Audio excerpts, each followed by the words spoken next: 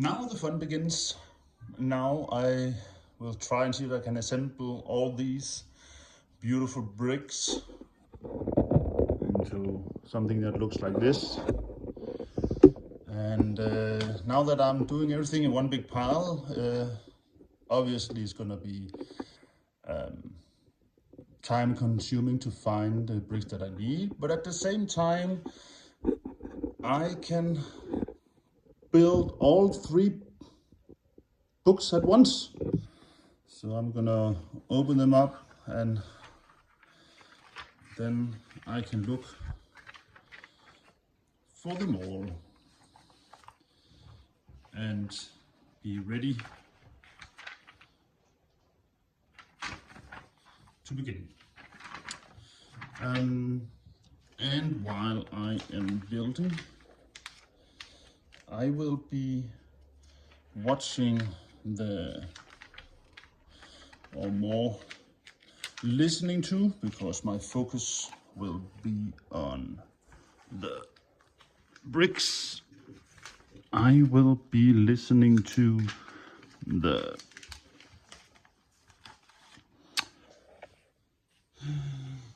what do you call it? The extended edition Lord of the Rings extra material, so that I have something to listen to. So here we go.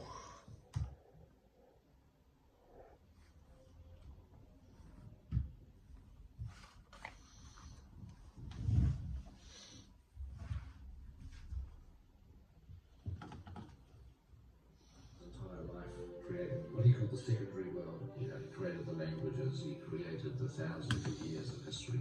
It's so rich and so detailed that nobody today that writes a piece of fiction is ever going to come close to the sheer wealth of information and detail. Because all of that makes it seem too difficult to adapt into a movie. Behind one of the most ambitious film projects in history is the extremely popular book, the result of the life's work of one man. John Ronald Tolkien was born on the 3rd of January 1892 in Bloemfontein, South Africa, to English parents who had emigrated there. Just a month after his 4th birthday, when John Ronald was in Birmingham visiting his grandparents, his father, Arthur, died suddenly. Tolkien became half-orphaned in a country he didn't know. The absence of a father would have affected him. In a way, he became the father to his younger brother. He was raised by his mother, who he was very close to. In 1904, Mabel died from complications arising from diabetes. Tolkien was only 12. After that, he was shuttling from one place to another with only a guardian to look after him. There were something like 10 different houses he lived in the city. That life was quite a complicated one, quite an eventful one for a start. His mother had been his best teacher, encouraging him to take an interest in words. Her death cemented his study of languages. And I think that in those circumstances, the school really was the refuge. It was the stable element in his life. And I also think it was a particularly good school for the likes of Tolkien. The school, I would say, was not remarkable for literary development, but it was very remarkable for producing linguists. He formed a close bond with 3 school friends, and together they created the Tea Club of the Barovian Society, known as the TCBS, a small club based on the mutual love of heroic legends and sagas. This close friendship and shared interest in ancient languages continued throughout Tolkien's time in Oxford, where he went in 1911 to study English language and literature. But this idyllic period came to an end with the outbreak of war. Tolkien departed for France, serving as a lieutenant in the Battle of the Somme. Likewise, all of his close friends were drawn into the combat. He had a small group of close friends, and a few years later, nearly all of them were dead, all killed in the First World War. But once again, he found himself on his own. How could it not have had a marked effect on the way he wrote and the way he thought? And people do say that the major theme of his writing is death. During rare moments of quiet, he jotted down stories in a notebook, which he called the Book of Lost Tales. That's where Middle Earth was born. Some of the very earliest writings of Middle Earth that Tolkien created were found in pencil in multiple volumes and trenches. Tolkien's love of languages would eventually lead to him creating his own, and his lifelong pursuit of creating such language engendered the desire to create his own mythology. He felt deeply that England lacked a mythology. Well, England has no overriding mythology. We have a lot of folk tales, and we borrowed a lot of other people's mythologies. The one that everybody regards as English is the story of King Arthur. But actually that's a complete mishmash of different sources, many of them French, our old enemy. So for Tolkien, the romance mythologies were a very difficult thing. He didn't feel that they should be part of English folklore or mythology at all. He really mourned the fact that any mythology that England may have had been basically eradicated by the Norman invasion in 1066. There was this vacuum that Tolkien wanted to fill by the existence of those mythology.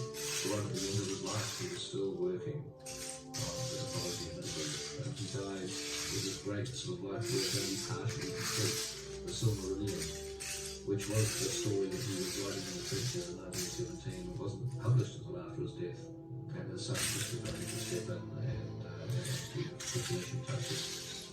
Yet during his lifetime, elements of this mythology would reach the world through his novels. Tolkien returned to Oxford in 1925 as Professor of Anglo-Saxon, but 9 years later, an unexpected and seemingly innocuous event would change the life of this Oxford Don forever. You have a story about Tolkien inventing hobbits. There he is, marking his examination papers, which is extremely boring, and he turns over, he finds a blank sheet, and he writes on it, in a hole in the ground there lived a hobbit. And that's the start of the whole thing. And so, the story of this small, nature-loving creature found its way into print. Well, my father was a publisher, and he believed that children were the best judges of children's books. He used to pay me, as a supplement to my pocket money, in shillings. So The Hobbit came along, and I wrote my report. It wasn't a great piece of criticism, but it was good enough. My report on The Hobbit was dated the 30th of October 1936. Bilbo Baggins was a hobbit who lived in his hobbit hole and never went for adventures. At last, Gandalf the wizard and his dwarves persuaded him to go. He had a very exciting time fighting goblins and wargs, and after a terrific battle with the goblins, he returned home rich. This book, with the help of maps, does not need any illustration. It is good and should appeal to all children between the ages of 5 and 9. In those happy days, no second opinion was needed. If I said it was good enough to publish, it was published. With the success of The Hobbit, Tolkien was encouraged by Stanley Unwin to write a sequel. He thus began to delve back into the mythology he'd been working on his whole life, and it became The Lord of the Rings. He sat down and began to write the first page of The Lord of the Rings without any planning at all. There was no scheme, no synopsis, and I've been through all those first drafts, those papers that all still survive. But it's perfectly clear that he was flying blind. He never intended it to be what it was, and he gradually shaped itself as he wrote it. To be a convincing story, you've got to know what you're talking about in every detail. You've got to know what the geology, the geography, the history, which Tolkien had already mapped out years and years before. It was as real to Tolkien as history.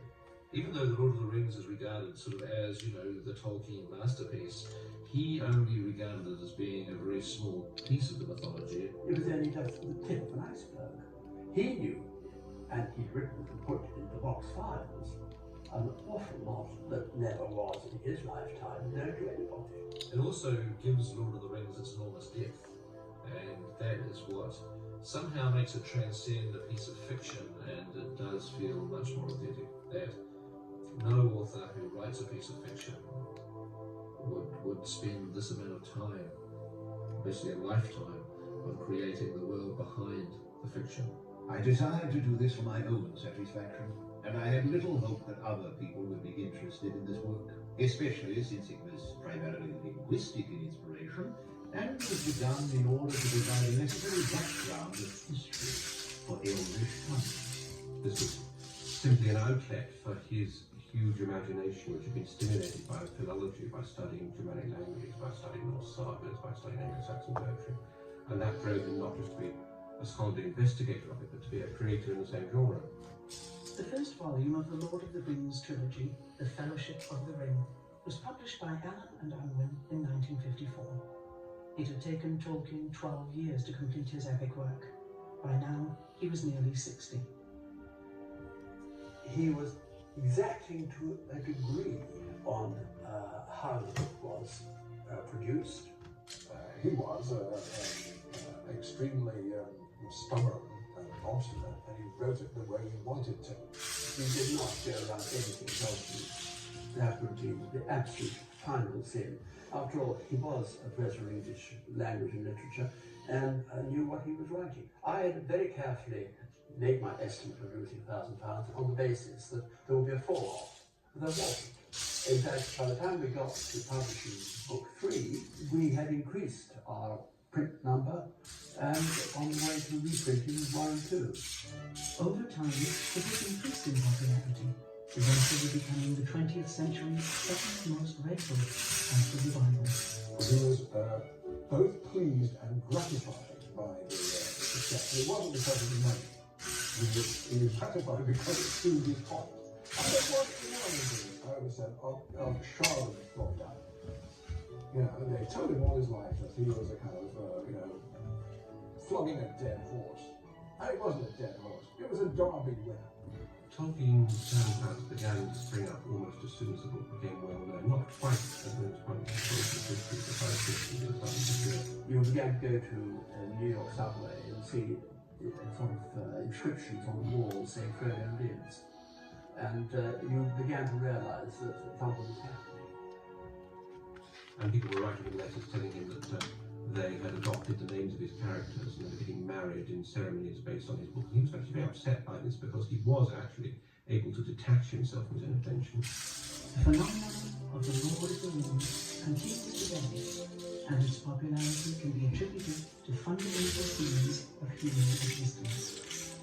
The themes of Tolkien are another way of honouring the book because, you know, as we were saying, there's so much detail that you ultimately cannot recreate the world of The Lord of the Rings, you know, with everything in the books, but the thematic material is obviously critically important to translate that from book to film because the themes are ultimately at the heart of any book. And Tolkien's themes in particular were in his heart.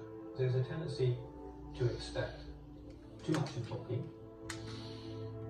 and to expect answers that he never intended to provide. And there's a simultaneous oversimplification of what he wrote. Tolkien himself was horrified at modern analogies being placed on his work. He always rejected the notion that the stories were based on World War II and the rise of Hitler and all that. I think to apply modern political thinking on a story that is essentially 50 years old is a little bit inappropriate. Tolkien's famous for disliking allegory and maintaining with great force in his foreword to the Lord of the Rings that this is not an allegory.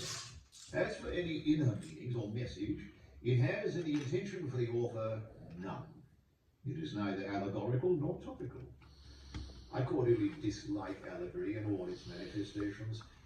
I always have done so since I grew old and wary enough to detect its presence. I much prefer history, true or feigned, with its varied applicability to the thought and experience of readers. I think that many confuse applicability with allegory, but the one resides in the freedom of the reader, and the other in the purposed domination of the author. What he means by allegory, of course, is that you can have a one-to-one substitution. So the ring equals a nuclear energy. That kind of simple-minded interpretation is exactly what he was trying to avoid, and it's part of his genius that he didn't write an allegorical book. That's why new generations of readers can keep on finding meanings from their own lives because of what he called applicability. He's going to enable you to fill in the precise meanings of the various things you're reading about from your own experience. I think what Lord of the Rings is very good at portraying is that you can be courageous without having courage. He was, I believe, writing the antithesis of commercial fiction. This notion of being able to go on and finding hope in hopelessness.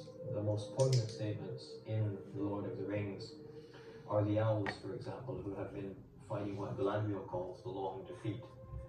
And they've been knowing that they will lose for the last few thousand years, but they will continue fighting until they're defeated.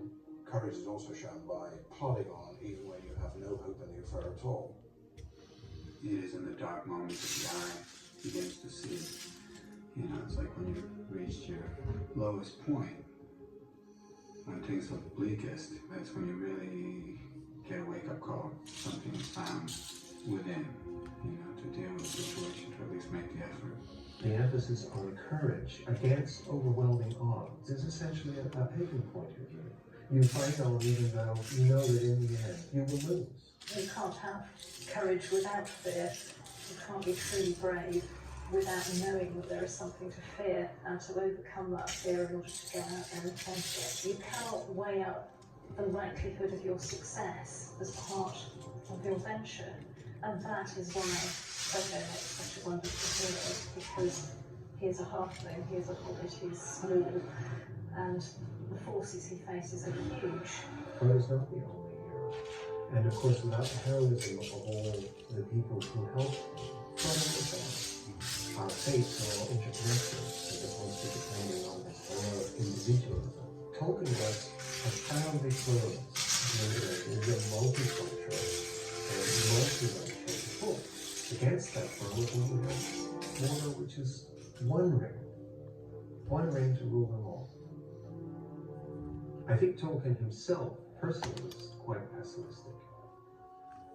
But I think there's hope in the books. This is a phrase Tolkien used, by the way. Hope without guarantee. A very good description of what is provided. Despair is for people who know, beyond any doubt, what the future is going to be. Nobody's in that position. So despair is not only a kind of sin, theologically, it's also a simple mistake, because nobody actually knows. In that sense, there always is hope. So that's what's interesting about this story. There's no guarantee at any point of success. That's something no one could predict. You know, what will happen to Galadriel when it comes to it. You know, in so many words, just like Frodo, I can't tell you what's going to happen. I don't know. More so than just being a straight struggle of good and evil, it is a struggle over loving the values of your world and being prepared to fight to the death to protect them. It seems to me that the Ring Wraiths are Tolkien's most original and distinctive weaver. And since he's a philologist, I think we should think about the word wraith. Alright, what's a wraith? Well, it's actually related to words we know. For instance, it's related to wrath, which is anger. It's related to wreath, which is a twisted thing. It's related to the word rhyme, which is to twist and turn. And all these suggest that actually a wraith is something which is defined by shape, not by substance. There's this vacuity, this emptiness at the heart of the Ring Wraiths. They act in a sense of no lives of their own, totally dependent on sorrow and lonely wonder. That's an interesting aspect of Tolkien's view of people, kind of a moral vacuum, a lack of independent life. This is something which is very distinctively modern. People of Tolkien's generation had a problem identifying evil. They had no difficulty recognizing it, they had to live through it. But the puzzling thing was that this seemed to be carried out by entirely normal people. And indeed, Tolkien, who was a combat veteran, used his own side, did things like that too. The nature of evil in the 20th century has been curiously impersonal. It's as if sometimes nobody really wants to do it. In the end, you get the major atrocities of the 20th century being carried out by bureaucrats. Well, the people who do that kind of thing are wraiths. They've gone through the wraithing process. They don't know what's good and evil anymore. It's become a job or a routine. You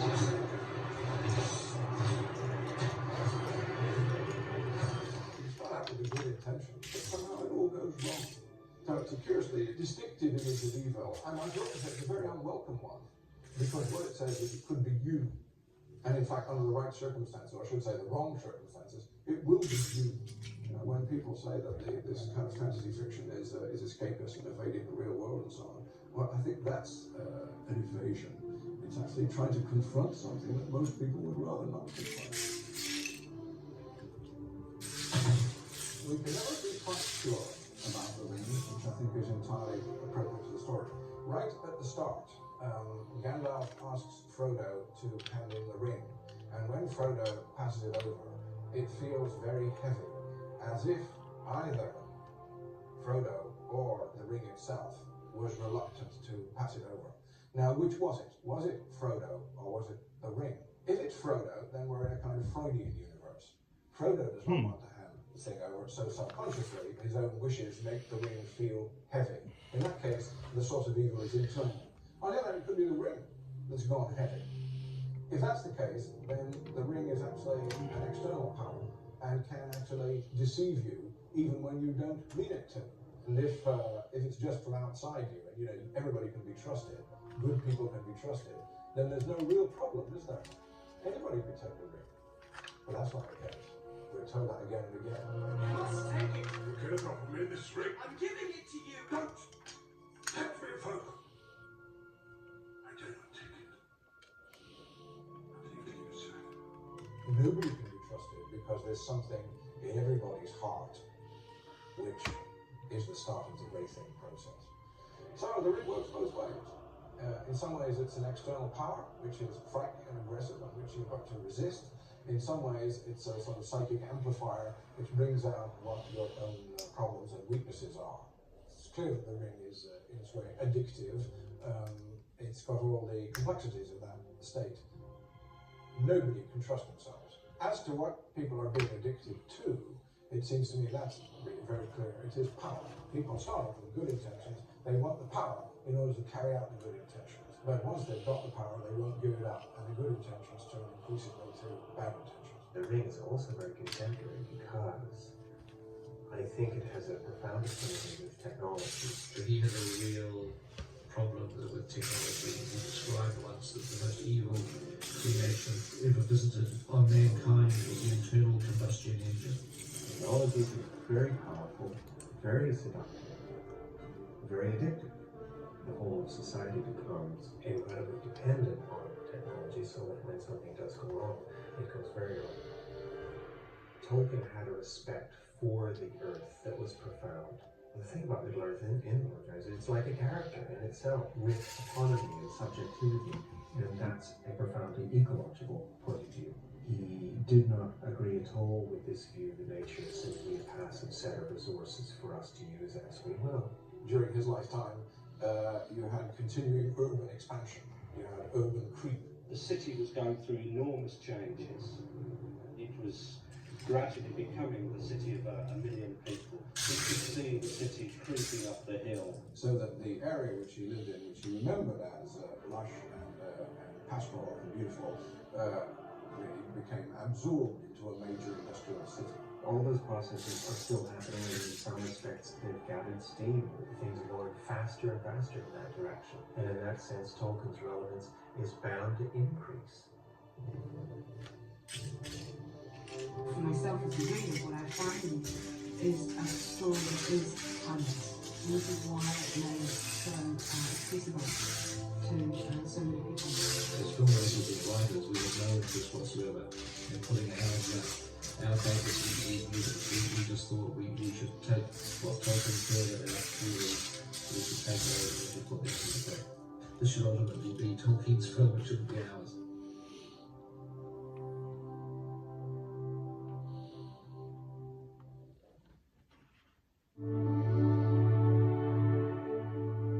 I first read The Lord of the Rings when I was 18. I loved the book, thought it would be a great film, assumed that somebody one day would make a live-action film. I get to go, well, I did find it was probably one of the first literary experiences that sort of really taught me the meaning of how powerful the written word is. I read it from 20 to 20, and so we've left it quite vivid memory. I got a hold of a copy from my dad when I was about 15, and he said, I'll give you about 6 months to read it, and I think I read it in about 2 months. I've been a Tolkien fan ever since my mother first bought the book for me when I was 12 and said, oh, I think you might like this, have a read this. Yeah, well, I first read The Lord of the Rings in 1961, and at that point I was totally blown away by the first year in college. I thought, this is something I've never seen before. The first copy of The Lord of the Rings that I ever owned was the paperback edition that had a still from the Ralph Bakshi film on the cover of the Black Riders galloping out of Bree.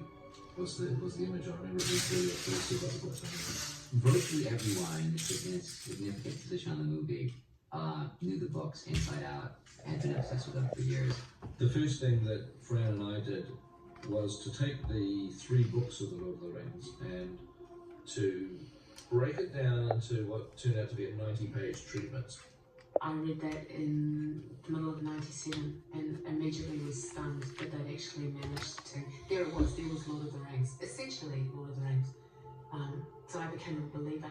It was our first pass at really cracking the code of The Lord of the Rings, is the way that I sort of think of it, as basically, you know, saying, well, the book is a great book, the story is a great story, the characters are great, but it's unfilmable, and it is unfilmable. If you were to just shoot the book page by page, scene by scene, it would just be a mess. Here's got a book that's 1,000 pages long. It encompasses a different geography, all kinds of races of beings and creatures. It's a book that took the author 15 years to write. This is a challenging book to try and put on film. You know, I always find that literal adaptations don't work. I think you've got to find what you think is essential to the book and make your movie of that. And in that way, you know, things started to happen, like, you know, lines that Elrond would say in the book were given to Aragorn to say in the movie. You know, a line that might appear in Lothlorien was suddenly, you know, put into the Mines of Moria, but then nonetheless they're still Tolkien's language, it's still his words.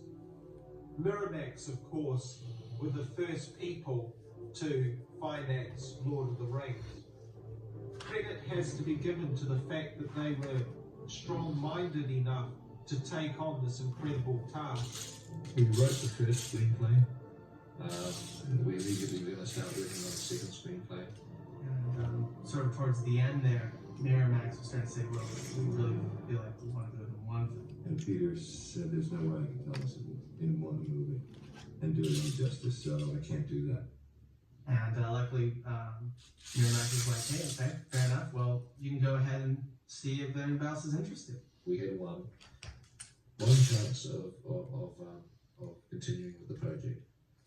And I said, we've got to somehow convince somebody to make 2 Lord of the Rings films. We've got 4 weeks to do it. And Peter trotted off to Hollywood, and he went to many of the studios and called upon his old friend Mark Wardesky, who was the executive at New Line. And Mark set up a meeting with Bob Shea. Bob's impossible to read, completely inscrutable sort of meeting. And you can't really tell how well you're doing. So we made this, Peter and Fran made the presentation, showed a lot of mock-up, showed the tape, played the tape, lights came up, couldn't read the situation at all. Bob looked at Peter and said, now Peter, why would anybody in their right mind make 2 movies? Which shattered them both because they didn't quite know what he meant. He said, this is 3 films. Well, thank God for that decision. Once New Line were on board, we had to basically take out 2 scripts that we'd written for Miramax, and we had to now reorganize these into 3 different movies. And that really involved a total restructuring, page 1 rewrite, basically. Philippa Boyens. She's one of those people that had read Lord of the Rings like once a year, every year, since she was 16 years old, and knew everything about Lord of the Rings. And so we invited Philippa on board. The collaboration between the 3 of us came down to Fran and I working incredibly closely together, locked in the hotel rooms, locked in the opposite homes, getting the work done. Fran then taking it to Peter and me shaping. And often we come to bits where we knew there was action involved, and we just go, they fight. And it turns into 20 minutes of the finished film. Because you just knew Peter was capable of it. And do it brilliantly. And the reverse, I have to say, is true. Peter did that with the cooking. he would just he'd just hand it over to us and say, well, that's your department. There are probably some times when it was a bit of 2 against 1, when it was actually Philip and Fran, going against Peter, and he's like the only guy with these two women sort of pounding away on these issues. It tends to be me on the laptop because I'm the fastest typist. I'm sorry, guys, but I am. Fran always, she likes to write by hand, and her scripts are the ones that are covered with writing. I like to keep my scripts really clean, all over. So she's usually sitting on the floor, surrounded by notes, surrounded by the scripts, and lots of paper. And Peter would be, when he was shooting, he'd generally be lying on the couch completely exhausted because he just shot right through the week, and this was his day off, and he was working on the script. The script has literally been rewritten. I'm not exaggerating. Every single day and week for the entire 15-month shoot. I would get pages faxed to me several times a week. We were constantly updating them, partially because of the interaction with the actors. We used to go out to Pete's house, which was great. And whoever was involved in the scenes would go around and kind of chat through what that scene's about. And through that, a lot of the script kind of morphed into something else, Pete and Fran and Philip sat us down dinner primarily and said, write down anything that you are doing that is making you laugh, and try and link it in with something in the book. There was a lot of plot lines that we sort of fleshed out, had ideas about certain specific characteristics more than anything. The idea of Frodo kind of playing with the ring and what would happen to him. Philip and Fran were great, they were so enthusiastic, they were so happy to I suppose, to be working on something like we all were, but I mean, there was great enthusiasm and passion in how they spoke and how they wanted to work with you, and he could ring them any time, night or day, and if you had a problem, you could discuss anything with them. I can remember going out to dinner one night and Philip and I sitting at the end just dreaming of her asking for a napkin or a matchbook from the restaurant just to write it all down on, because it was, beautiful stuff what we were coming up with. Sometimes you would start a scene one day, and under your door at night there would come a few rewrites through. When I say a few rewrites through, I have 2 file boxes that big, filled with rewrites. I have to tell you, some are still in the envelopes unopened, because I was sometimes so tired I thought, oh well, never mind. The actors who were now starting to own their characters were, firing ideas to us, which, some of them are good and some of them aren't, but you certainly gratefully accept the good ideas, and just, Fran described it as furiously laying the tracks in front of the train as it was rumbling up behind you. There was no stopping the train, and the tracks just had to go down. Made for a degree of sort of controlled chaos. The artistic result was terrific.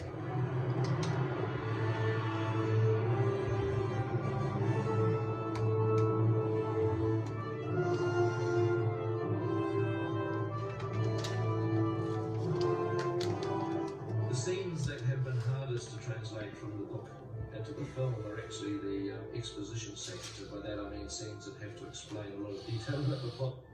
Early on in the development of The Fellowship of the Ring, Peter hit upon the idea of doing a prologue. He knew he was going to have to go through this long period of exposition, so he wanted something exciting, almost like he would do with a Bond movie. We really do need to get people into the headspace and let them understand some of what we're talking about, so that when the story really kicks in, they've got a background on things. He was very specific about what he needed. I need to set up Isildur, I need to set up Narsa, I need to set up the Battle of Darbonad. We need to introduce Sauron, we want to introduce the immortality of the elves, and we want to track the journey of the ring to being lost. And you can't do it more than 4 pages. And so that's what I did. I sat down and I thought about it. And that's where history became legend became myth, and some things that should not have been forgotten were lost. That's where they came from. That survived, actually. rang me back and they were great. They just said, we can't believe you just did that. There are lots of things in these films which are not from the book. And I think in most cases they're improvements. Because they are scenes that do have to be seen. And they add a lot to it. Other people are going to complain about the absence of Tom Bombadil. Sad, yes, but I mean, this could go on and on and on and on and on. And the plot of The Lord of the Rings, in our movie, in its most simple form, is Frodo carrying the ring. Eventually, has to go to Mordor and destroy the ring. So, you know, what does Old Man Willow contribute to the story of Frodo carrying the ring? What does Tom Bombadil ultimately really have to do with the ring? I know there's ring stuff in the Bombadil episode, but it's not really advancing our story. It's not really telling us things that we need to know. And if you look at the edit, we don't know that they didn't go into the Old Forest. We don't know that they didn't meet Tom. Conceptually, we just don't mention it. It's just left untold, is what how I like to conceive. One of the hardest characters to come to grips with initially was the character of Arwen. She has a very small part to play in the books if you simply look at the number of pages that Arwen is in. And in order to make her a character with some weight, we have had to create more material for Arwen. We went to the appendix and wanted to draw on the appendix and the story between Arwen and her choices. There's a snippet from the play of Luthien, you know, the song about Beren, the mortal man, and Luthien, the elf maiden, which was a story that is narrated in a relationship between Aragorn, the mortal man, and Arwen, the immortal elf maiden.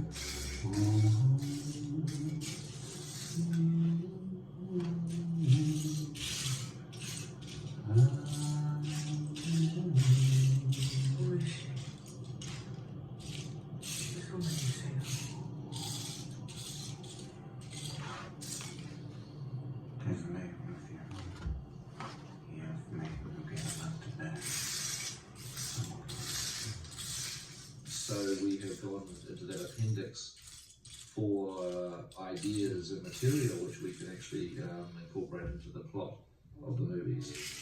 One of the keys to adapting something in such wealth of detail to film is that everything needs to do more than one thing. We were trying to bring Mary Pippin to life more, talking about ideas to do that, and I just said, well, Mary Pippin should steal a firework and light it. So I was just speaking to the crowd.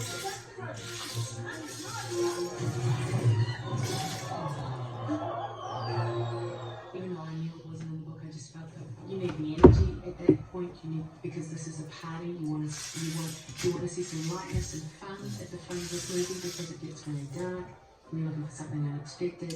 You're introducing the main characters. You're saying something about them. You're also referencing an event that actually does take place in the book, which is that Gandalf has a firework which becomes Smaug the dragon. So, you know, you want everything that you do to hopefully do 3 or 4 things in terms of turning that piece of prose into a film moment. One of the primary things it needs to do is reveal character. We tried to do this with Gandalf. Gandalf tells an awful lot of exposition in Bag End, but we also wanted it to reveal something of Gandalf's character, so that it's not just telling the audience the plot, it's also telling the audience that Gandalf may have made a mistake, that this is weighing heavily on him. A sense of foreboding starts creeping into the film. Some form of Elvish. I can't read it. There are few who can. The language is that of Mordor, which I will not utter here. You can waste a lot of time, and we did do this. We wasted a lot of time trying to bring so much of the world to life, trying to explain some of the cultures such as dwarves. And what we discovered is if you want to explain to an audience about the culture of dwarves, you cast John Rhys Davies as the dwarf, and he'll tell you, he'll show you, he'll bring that culture to life for you. We could pass through the minds of warriors. My cousin Ali is a royal outcast. seems like the Council of Elrond at Rivendell have been fiendishly difficult to turn into cinema because it is a group of people sitting around talking about the plot. I looked at the script page and I knew that if we shot it as it was written, it would be 30-40 minutes long. And it's just like, couldn't do it. I think we approached Rivendell from every different direction you could possibly do. It got to the stage where it was like, don't make me go back there. I can't go back to Rivendell, please. It's a scene that needs to get the Fellowship together to establish the ring needs to be destroyed and to establish the danger of this ring, as well as allow for that moment when Frodo decides to take the ring.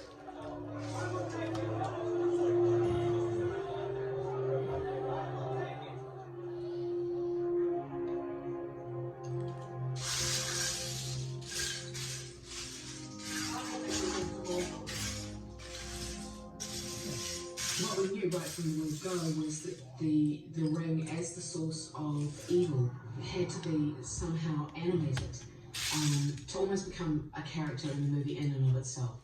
It ends up having personal relationships. It has a relationship with Frodo, has an intense relationship with Gollum, has a powerful relationship with Gandalf and Galadriel. This ring is evil, a presence right within the Fellowship. Take the ring.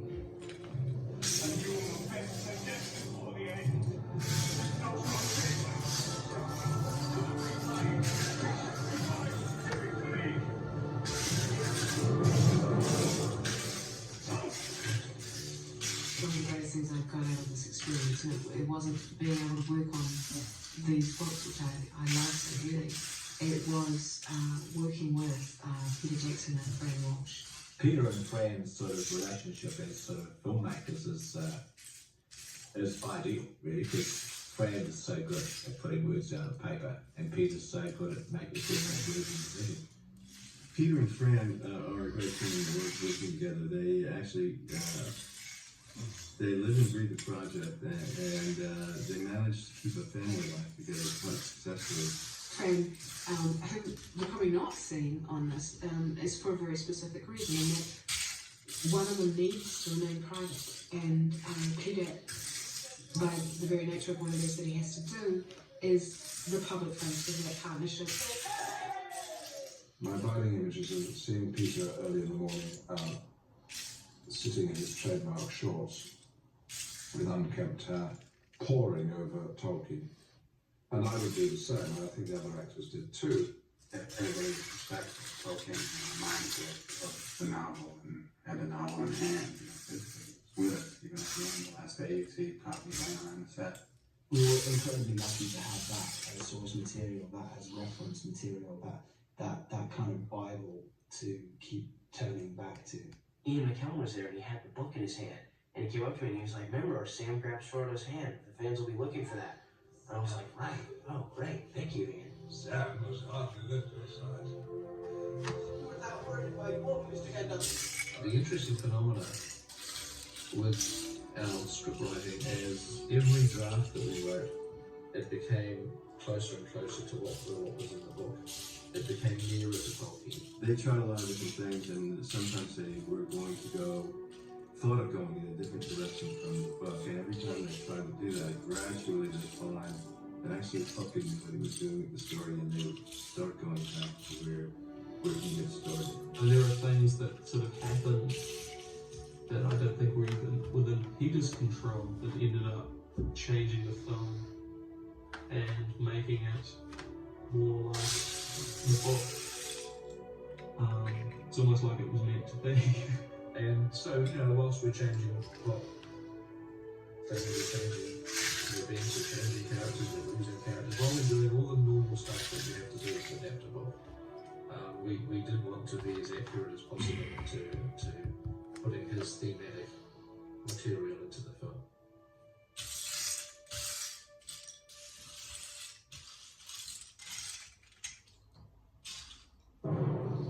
When you're doing 3 films back to back, the danger of the train derailing was huge.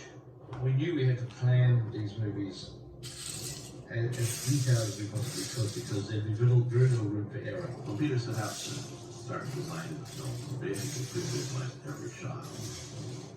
sometimes it's the high-level details, sometimes just a sketch. It's to give everyone, including Peter, a good feel as to, okay, this is what the flavor of the film is, and you can then evaluate where scenes are running too long, even scenes that he may want to cut out entirely, all before he's wasting film, shooting actors and sets and having a crew costing tens of thousands standing around. We knew we had to keep running a very tight ship in the water, so that when we started shooting, we knew we'd get tired, we knew we'd get exhausted, that all sorts of pressures would descend on us, and we just had to have a great focused plan to be able to get us through each day. When we were developing the movie, Peter spent an extensive amount of time committing the film in its entirety to storyboards. He ended up storyboarding all the films, you know, basically every frame we see in these films had already been storyboarded by Peter. And so we're able to work from visual reference. The storyboarding process was the most basic form of pre-visualizing the film. It's 2D pencil drawing, single panels, nothing's moving, there's no real evidence of what the camera moves are going to be. You get an idea, okay, we pan from this character, we tilt down from this object to that object, but we don't get any feel for how fast those camera moves are, or actually even the logistics. Christian storyboarded most of the films that I made. I first met him when he was like a 17-year-old school kid. When I'm storyboarding with Peter, I think I've got the luckiest job on the planet. So you get a sort of an effect of the horses. I sit down with him, and he describes the shot to me. Usually I get it in the first drawing, sometimes I have to push it to 2. If it's a really difficult shot, I might have to just quickly do a third sketch. Christian understands very much the sensibility that I have. And we started storyboarding as we were writing the script, so we didn't even wait for the script to be finished. It's his way of checking that the ideas that he has for telling the story are going to work. I mean, that is the single thing that I think storyboards are most valuable for me, is that they're a cheap part of the movie. You know, I get to make the movie at a really, really low cost, at the price of a few pencils and some paper. But it effectively has put me through the process of making the film. As a director, I've had a go. I've done version number 1, and I can get to look at the movie complete. Which was a great tool. It was never intended and never was the final version of the movie. I've worked with some directors who will storyboard their film and really see those storyboards on screen. Peter's not that director, that kind of a director. Peter uses it for inspiration, for communication with departments, but you know that those storyboards are going to change. They're a starting point, not an end point for Peter. Not only doing the storyboards, but then having them shaded and then photographing them as an animatic. We made what we called an animatic, which was basically a video taken each frame of the storyboard. The storyboards are all digitized, they're edited together as the shots would be edited together in the film, and it's basically a little black and white 2D drawing version of the film itself. We got some local New Zealand actors together in a studio, and there was 5 or 6 actors, and they had read through the script in a recording studio, playing the different characters, and then those voice tracks have been edited with the storyboards. What are you doing? Fried eggs, sausages, and nice crispy bacon. I've saved some for you, Mr. Frodo. You idiots! Put this out! I was looking at a version like of the Lord of the Rings as almost like a comic book with words, and we put temp music with it. You're seeing the storyboard as they pace in the film, as you want them to pace in the film, and so you get a feeling for the progression of story and the pacing of the storytelling. Peter told us about it, and he was like, all right, I'll screen it for you before we start filming. And we all got to Pete's house, and he screened us this animatic, and it was a trip to read the script and talk about the script and get ready for the process of making the film, and then suddenly see a very rough compilation of those ideas put onto the screen. I mean, in some ways we felt like we watched the film. What was great about that is the script was powerful enough that it actually came across and it resonated in that rough form. And what we did on this movie, which I've never done before, is I wanted to go one more stage with the storyboards and make them more accurate than they usually are. Grant Major would draw up the final plans for each set that had been designed. Some of these were initially made into architectural models, which were made fairly quickly. We ended up calling them animatic models, and we used them so that Peter could actually get a lipstick camera, get little toys. You know, we get little figurines that we always had, like Hobbit size, you know, human size, you know, Balrog size. We had all these little toys. It was great. You could actually have them in this little, you know, model that was either a reference point for the set or for a miniature down the road. So storyboards that we had done previously were expanded on shot by shot by the use of his camera working around our models. And we'd have it hooked up to a video monitor that I'd have a freeze frame function on. And he'd say, okay, that, you know, sometimes you just sit there and you see him sort of, you know, just pottering around, just trying to work out what kind of camera move you'd want to do for this shot. And you'd place the figures, and he'd, you know, okay, that's the frame, pause it, and then draw from the screen. Christian could actually sit there and go, okay, so you're thinking this frame, yeah, okay, and then he could actually draw out, sketch out the storyboard that was reflected on the monitor that actually, you know, was to scale. That, you know, that was showing something that had the figure to the background all to scale and made sense and could actually be replicated when you thought about what you were shooting on the set. We basically knew that we were publishing a set of storyboards that were actually accurate, that this angle was here, and when we finally walked onto the set in a year's time with the actors and the full set was built, we'd be able to find exactly the same angle on set as we had with the miniature. Early on, it's actually the first set that was ever constructed was Baghdad. Peter Jackson thought, hey, you know what we need to do is we need to go in there and get a video camera and I'm going to sort of work through kind of, you know, the space and just get a feeling for it. Yes, I will. 2 lines as often as I can spare. Scene 12, shot 1. I was very worried about Baghdad because I knew just how small the set was, and once you get 50 or 60 crew members in there, it's going to become very cluttered very quickly and very difficult to work in. And so I wanted just to be able to really get my head into how we would shoot these scenes. And I'd done my little lipstick camera mock-ups with a cardboard model some months earlier, because we were also trying to figure out ways to shoot the scales too, because we had Gandalf had to be tall, and Bilbo to be small, and we were starting to get our heads into how we were going to shoot all this stuff. And I got a few of the people on the film. So we turned up on a Sunday on set with a video camera. I played Bilbo and Rick Forrest played something, and we sort of did a mock-up of the entire scene that we were going to shoot, ultimately with Ian McKellen and Elijah and Ian Hong. And then again, it turned out to be a relatively accurate, I mean, I think we made script changes eventually, so things altered a bit, but it turned out to be a relatively accurate version of what ultimately was in the film. Rudy, that ring would wield a power too great. Beyond the storyboarding, we also did like another level of planning, which is sort of like bringing the storyboards to life in a variety of ways. And it's called pre-visualization as well, so previs.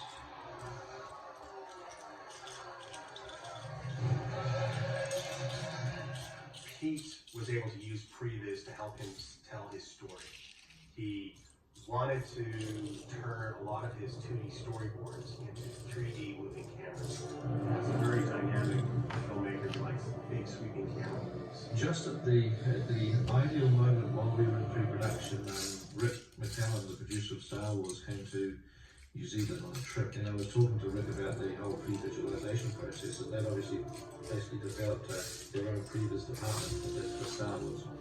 And so Rick said, look, if you're ever in the States, come by and visit, and we'll show you what we've done. And so a few weeks later, we were in San Francisco and visited the ranch, and he was incredibly generous at just basically introducing us to their previs department. Rick McCallum and George Lucas have been incredibly helpful to him and the rest of us in terms of just offering advice with some of these new approaches that they were doing. So Peter really grabbed a hold of this idea and said, hey guys, this is something we should be doing. So what we did was we went out and we searched for young, recent graduates of graphic art schools, and the kind of folks that love film and have a passion for film. maybe wanting to try to make a foray into the world of visual effects, and this could be an interesting opportunity for them. Previs is doing about 144 shots from film 1. The workshop and the art department provide the designs that we used in Previs to build in the computer. The shots that we're working on are effect shots and anything that Peter can't really get his head around, that he wants to take a look at it in the 3D environment. And that's what Previs is for, to help Peter create his vision. Peter was very much present in Previs. He'd come in, very exciting to him to see his movie coming to life and trying out the camera angles on sets that hadn't been built yet. First thing we did was the whole Khazad-dûm stair chase. We built basically a copy of Alan's drawing, sort of 3D in a computer, and began to experiment with angles and shots. The miniature of the staircase was also constructed by Richard Taylor. The actual miniature that ended up being used in the movie was one of the very first miniatures that Richard built, and so we were able to also use that miniature to plot a lot of camera angles to plan it. And so, gradually over the course of possibly a year, this drawing of Alan Lee had inspired and led to the creation of this hugely complicated, hugely expensive scene. Peter cut out a lot of bits, but it was even wild. Sort of point of view going down the hill, running like this, and nearly falling off, with his close work on it. And in some ways, and tripping and falling and rolling down right almost to the breach that he grabbed at the end, and then the arrows started coming. It was wild, but eventually it got to the point where you gotta cut some. Too bad. And obviously it's a fantastic tool, and it just became apparent that's the tool I'm going to use to help create these films. Christian River's storyboard of the film with me, which is sort of continuing. I mean, even today he's still working. He's doing storyboards for the 2000 Return of the King, and he's been working on this for probably, it must be nearly 4 to 5 years now. I find that scenes that were born in Previs are often the more imaginative scenes, because you feel brave when you're just devising these crazy shots with little computers and stuff. But ultimately, those crazy shots play an important part in defining the style of the film. That's where I feel like I've been able to learn from him, because it's the stuff that I'm sure wouldn't work that he makes work. And one of the things that I said to myself when I came down here was, I already know what I know, but I don't know what he knows. So I'm going to keep my eyes open, because he does a lot of things that shouldn't work but do. And that's the fun of it, is hearing something that sounds just impossible at the beginning, and then seeing how he puzzles it out.